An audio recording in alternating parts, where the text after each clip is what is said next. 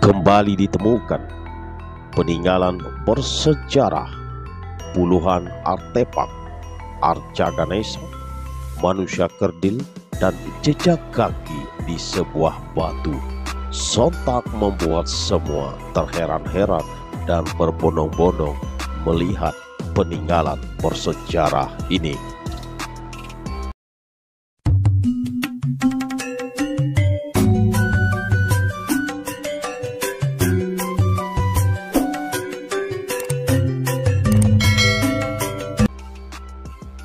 Sahabatku Cahaya Dharma yang budiman dimanapun berada, sehat selalu. Semoga selalu dimudahkan rezeki para sahabat dan tidak kurang satu apapun, dan masih setia di channel Cahaya Dharma. Selamat tahun sahabatku. Sebelum lanjut, alangkah lebih bijaknya sahabat mensupport channel Cahaya Dharma ini dengan like, comment, subscribe, and share, dan nyalakan lonceng notifikasinya agar sahabat selalu mendapatkan update-update terbaru dari Cahaya Dharma.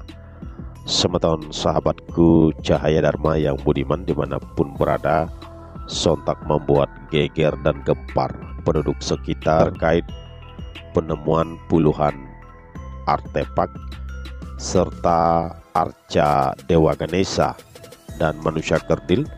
Bahkan juga di sini ditemukan benda-benda bersejarah lainnya yang membuat kita terheran-heran, tetapi inilah peninggalan bersejarah yang patut kita ketahui. Nah sahabatku dimanapun berada, tidak usah berlama-lama. Seorang pengunjung tempat wisata di objek wisata Batu Mahpar, Leeuwisari, Tasikmalaya, melapor ke petugas. Kenapa bisa? Karena dia melihat ada tumpukan batu mirip patung tertimbun di tepi sungai Parit Galunggung. Tumpukan batu ini sedikit menonjol ke permukaan tanah. Nah, di objek wisata Batu Mahpar ini yang ada di Kampung Tenggal Munding, Desa Linggawangi, Kecamatan Leeuwisari, Kabupaten Tasikmalaya, Jawa Barat. Mendengar laporan dari pengunjung, akhirnya petugas objek wisata pun berinisiatif menggali dan mengecek kebenarannya, dan di sini sontak membuat juga kaget dan tercengang karena setelah dilihat secara langsung dan dilakukan penggalian, ternyata ditemukan arca Ganesha dan 21 patung manusia kerdil. Patung ini berukuran tinggi sekitar 50 cm. Dan setelah digali, arca dan patung ini dibiarkan tergeletak, sementara lokasi penemuan dipasangi garis pembatas agar banyak pengunjung yang penasaran dengan penemuan patung-patung ini. Nah, di sini salah satu pengurus objek wisata Batu Mahpar atas nama Ois Sahda, usia 23 tahun, mengatakan patung-patung ini akan dibawa ke ruangan khusus di lokasi objek wisata. Ini katanya mau dibawa ke ruangan khusus di lokasi objek wisata, tapi karena belum dilakukan, jadi kami pasang garis pembatas pakai tali rapia atau plastik supaya tak terganggu pengunjung di sini. Ini jelas Ois. Nah sahabatku, yang membuat lebih kaget warga di sini adalah karena sebelum penemuan arca Ganesha dan patung manusia kerdil, warga juga menemukan jejak kaki manusia berukuran normal tercetak di permukaan batu.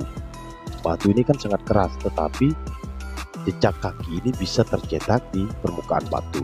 Di sini batu bulat dengan ukuran sekitar 50 cm ditemukan di objek wisata Batu Mahpar ini, tak jauh dari temuan arca Ganesha dan manusia kerdil. Kalau batu dengan jejak kaki ditemukannya udah agak lama sebelum penemuan arca Ganesha dan manusia kerdil. Ini jelas pengurus objek wisata yang ada di tempat ini. Pengurus wisata di tempat ini juga mengatakan belum ada arkeolog yang meneliti temuan di objek wisata Batu Mahpar, sehingga masih belum diketahui asal muasal dan kebenaran peninggalan bersejarah ini. Sahabatku, akhirnya pengurus objek wisata menghubungi arkeolog Balai Arkeologi Jawa Barat via telepon, dan dari pihak arkeolog Balai Arkeologi mengatakan Arca Ganesha dan patung manusia kerdil memiliki fungsi yang berbeda. Nah, karena menurutnya patung manusia kerdil digunakan untuk pemujaan arwah leluhur, sedangkan Arca Ganesha adalah media pemujaan masa agama Hindu. Dan memang ini adalah Arca Ganesha adalah pemujaan untuk umat Hindu. Nah, jika ditemukan patung-patung ini dalam satu lokasi yang berdekatan, jelas ini telah terjadi sebuah kesalahan, tidak sesuai dengan pakem arkeologi baik dalam waktu maupun masa budayanya. Ini jelas Lutfi Yondri sebagai arkeolog Balai Arkeologi Jawa Barat. Lutfi juga di sini mengatakan sangat tidak mungkin kedua jenis patung pada zaman berbeda akan berada di lokasi yang sama. Secara arkeologis, menurut Lutfi, patung-patung peninggalan masa lalu harus jelas konteksnya, yakni berkaitan dengan kebudayaan dan sejarah di lokasi ini.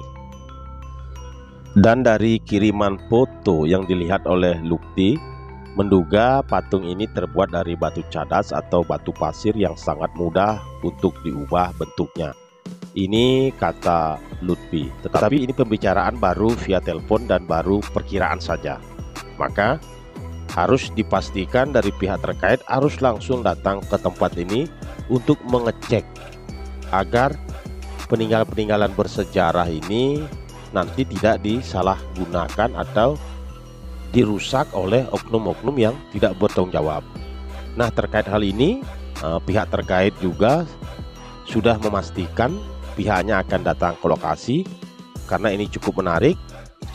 Pihak terkait di sini Lutfi mengatakan, saya sudah mendapat berita ini tadi malam, foto-foto itu, tapi kalau lihat bahannya itu mudah sekali diubah bentuknya. Ini kan baru perkiraan. Nah, sahabatku, di sini ia mengatakan Ganesha dan patung manusia kerdil juga tidak sesuai dengan ciri-ciri artefak Sunda walaupun penemuannya di dekat Gunung Galunggung yang dulu bagian dari peradaban Sunda. Kalau dikaitkan dengan sejarah kerajaan Sunda dan kerajaan Galuh yang peninggalannya tidak sama karena kepercayaannya sudah sendiri kala itu. Ini jelas Lutfi. Sahabatku Cadharma yang budiman, jadi ini baru perkiraan dari pihak terkait karena baru mengidentifikasi melalui telepon ya, dan melihat dari foto-foto saja. Di sini alangkah baiknya, alangkah bagusnya pihak terkait yang bisa membidangi terkait peninggalan-peninggalan purbakala, peninggalan bersejarah harus langsung ke lokasi karena hal ini sangat penting. Karena ini adalah peninggalan situs ajaran Sanatana Dharma, karena di sini ada arca Dewa Ganesha. Bahkan di sini juga ditemukan puluhan artefak yang perlu diselamatkan dan diposisikan di tempat yang aman, dan memang ini adalah peninggalan bersejarah. Nah, sahabatku Cadharma yang budiman, semoga saja pihak terkait bisa melihat ini dan langsung melakukan penelitian mengkhusus ke tempat ini agar peninggalan-peninggalan bersejarah ini tidak disalahgunakan atau dilakukan hal-hal yang tidak diinginkan. Sahabatku Cadharma yang budiman, maka dari banyaknya muncul benda-benda dan peninggalan-peninggalan bersejarah, di sini alam mengajak kita untuk hening sejenak untuk meresapi agar ada keheningan dalam pikiran kita bahwa inilah ajaran-ajaran leluhur yang tidak lepas dari nilai-nilai tatwa ajaran Sanatana Dharma, dan semoga terkait banyaknya muncul di mana-mana peninggalan-peninggalan purbakala, peninggalan-peninggalan bersejarah. Memang kita tidak boleh lupa akan budaya dan sejarah daripada bangsa itu sendiri, apalagi leluhur. Nah, semoga terkait informasi ini bermanfaat bagi kita semua dan makin memantapkan serada dan bakti kita di jalan Dharma. Sahabatku dimanapun berada, terima kasih atas atensi para sahabat, dan tetaplah pada jalur Sanatana Dharma. Salam Cahaya Dharma.